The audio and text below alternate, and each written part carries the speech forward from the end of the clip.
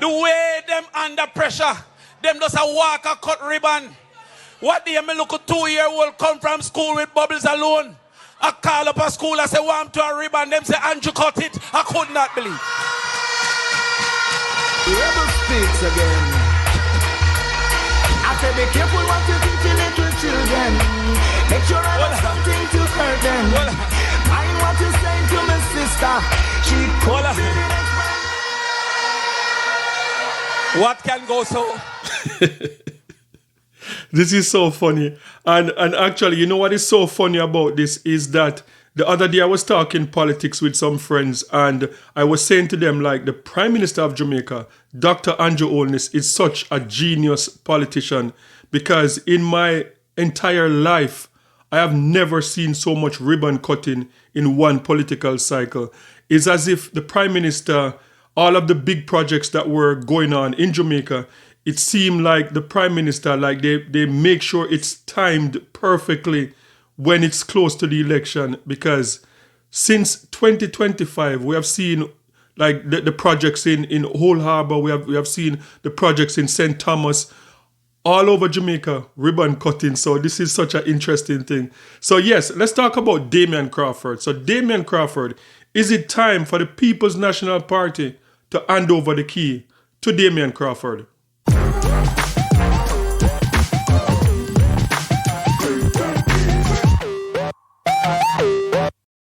So as I stated in the last video that I did, I believe that when the Prime Minister of Jamaica, Bruce Golding at the time, when Bruce Golding had to step down because of what took place in Tivoli Gardens, and Bruce Golding decided to anoint Andrew Holness to be the next leader of the Jamaica Labour Party, I think that was a genius move. Because remember, at the time, there was Audley Shaw, there was Babsy Grange, Pernell Charles, a lot of elders that were in the party for decades and waiting for their shot to be the Prime Minister of Jamaica or the leader of the Jamaica Labour Party, and for them to have the discipline to step aside and to give a young Andrew Holness the chance to be the leader. And you see how it paid off with Andrew Holness looking now, going into his third election.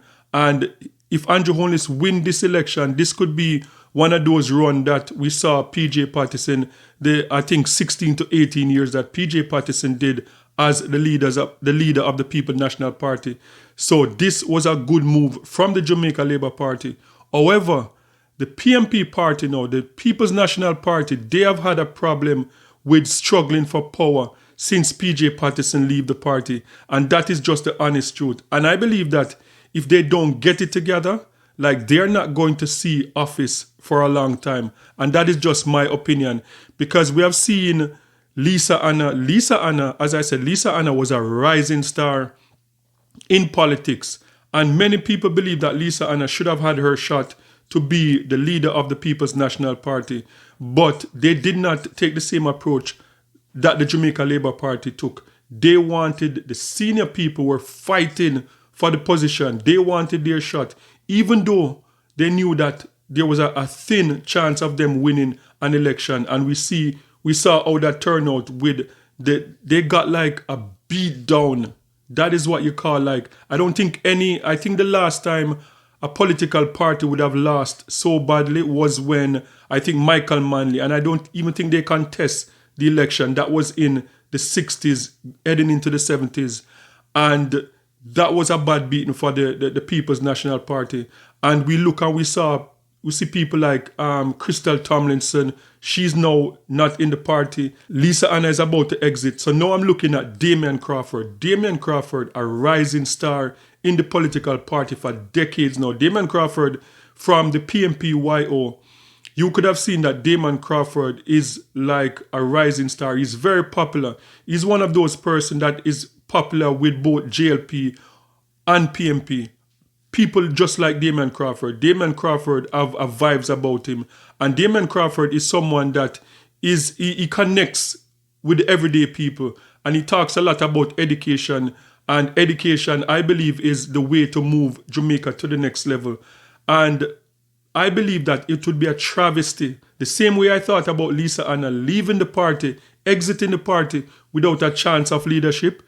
If Damion Crawford don't get a fair chance at the leadership of the People's National Party, I don't see the People's National Party getting into office for a long time. And let's keep it honest. I believe that since Damion Crawford graduated from the PNP-YO to the People's National Party, I believe that Damion Crawford did not get a fair shot at this thing. Because when you look at the politics in Jamaica, when someone enters politics and they are someone that's favorable to the leadership of the party, they would find a seat to put that person in that would ensure that that person could win that election. But what I've seen with Damion Crawford is almost like they'll put Damion Crawford in a seat that is like a JLP stronghold. And we know how Jamaica is.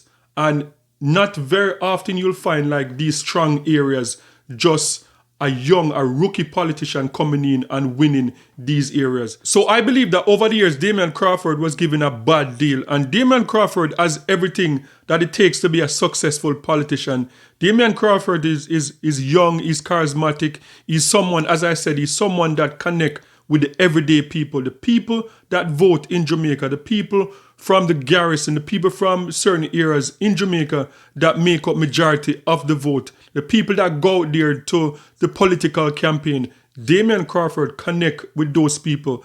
And when you see Damion Crawford on the campaign trail, Damion Crawford is like the hype man of the PNP. When you look at some of the PNP campaign, you can almost fall asleep.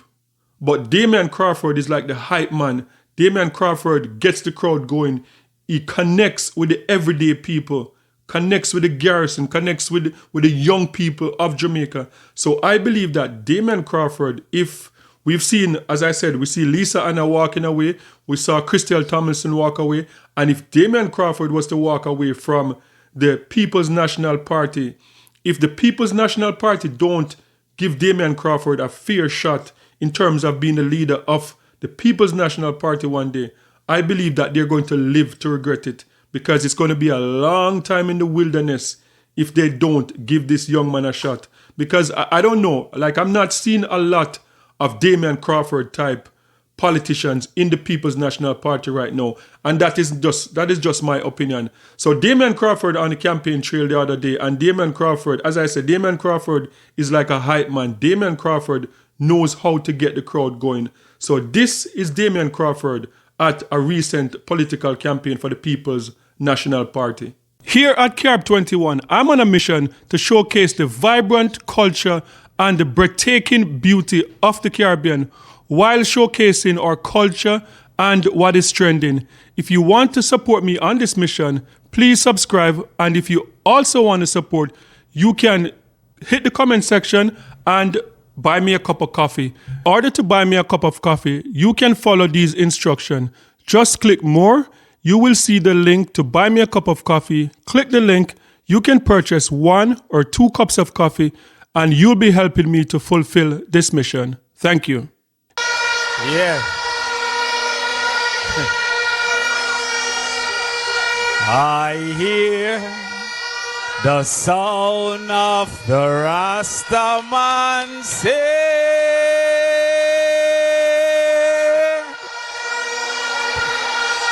Babylon, your throne gone, gone. Babylon.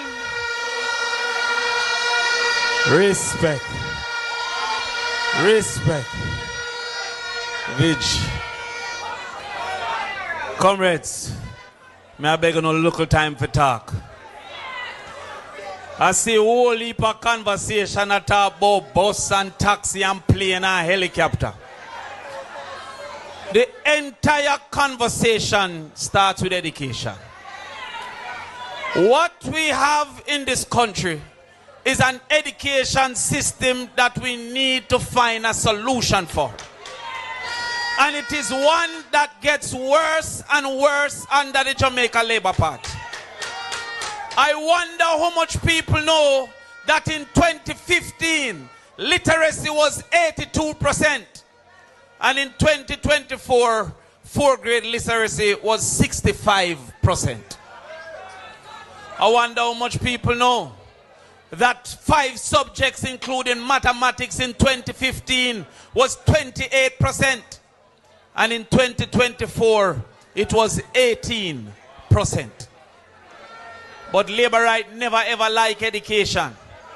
That's why they said they have never seen scholarship, they have only seen sugarship. It's a selfish government.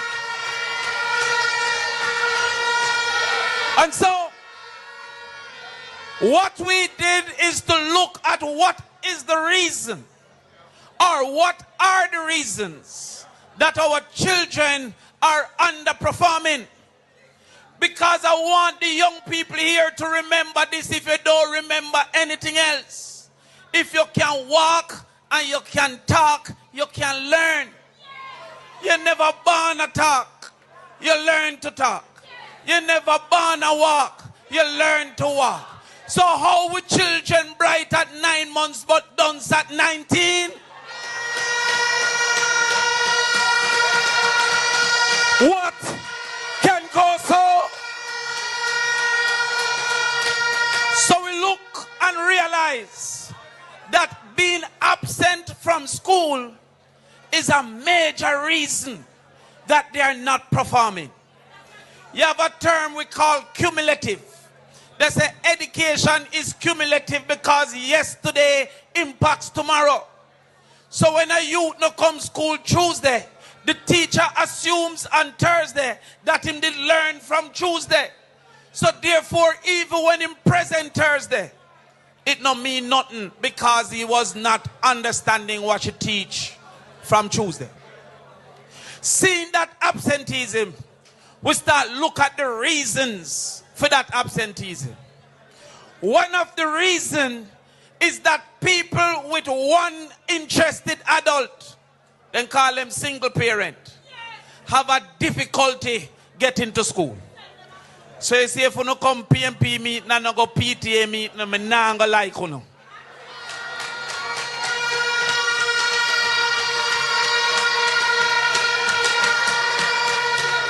The next thing they saw was the weather. Every time rain fall, the youth them can't go school. You see, who have care no understand, say if you don't have shelter, your mother now send you out. That's why the PMP must make sure that a bus shelter is within 400 meters of every household. So even if rain fall.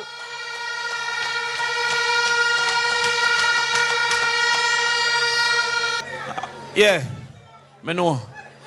She said me nice. The other reason was illness. That is why the PMP must ensure that we build out our clinics so that they are state-of-the-art clinics. But we want to make more of them open on a weekend so that you don't have to miss school to go to clinic. And then we're lobbying that in the same way, Misuko, in the same way that you have a drugs for the elderly program, we are lobbying for a drugs for the children program, because enough time they cannot get the medicine that they need and have to miss school for extended period of time.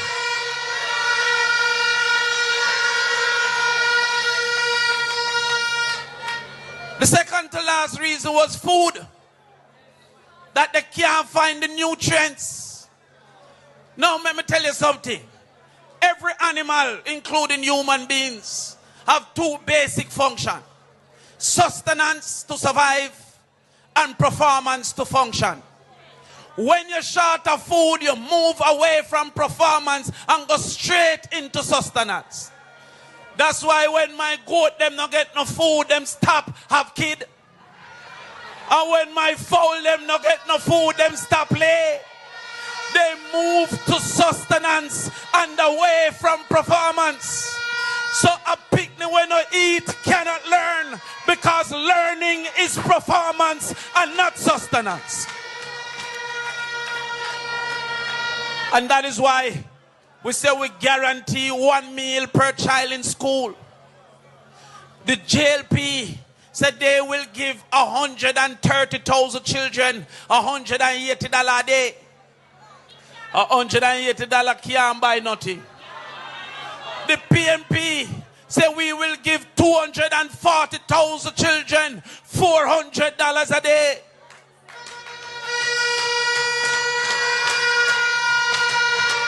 In retaliation, because 90% of what they do is because of what we have said.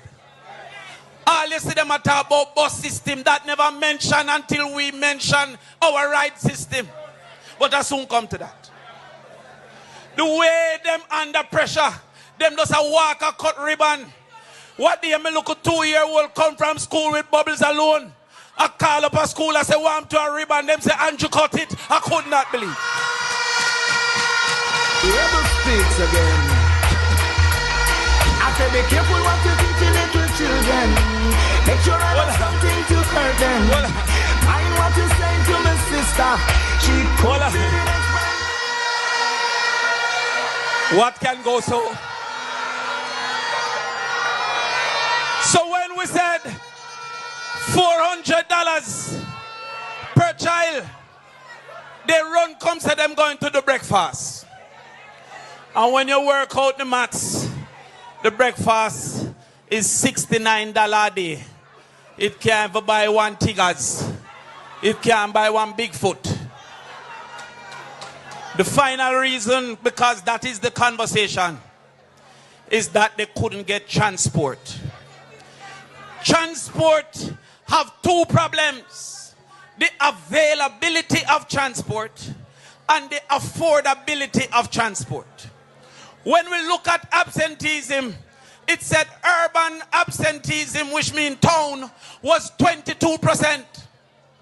Rural absenteeism was 32%. And deep rural absenteeism was 55%. Therefore, any plan to improve absenteeism by transport must be focused on the one with the most absenteeism, which is deep rural. Why it is a problem? A lot of deep rural are farming communities. So the adults aren't coming out to go work. They go to the local ground and go work. So the taxi man don't have enough people to carry out them to say profitable. What's the problem? Deep rural have one-way traffic.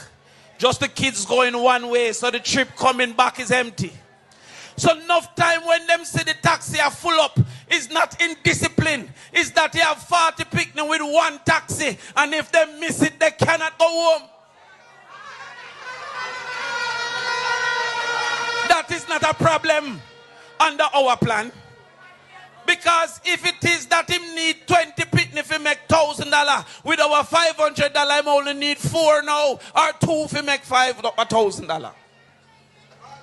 But because them buy out nationwide, because you can't assume the truth is a defense. They think that they can come with headlines over evidence. But I have a area called One the Bowlers where 6 picnic graduate. You are going to send a whole 50-seater bus, go up to One the Bowlers for 6 picnic if you come down. It will likely be a taxi if you carry them down. And when you talk about competence to teach and competence to be a taxi driver, how do you not talk about competence to lead? God, them dunce like bat.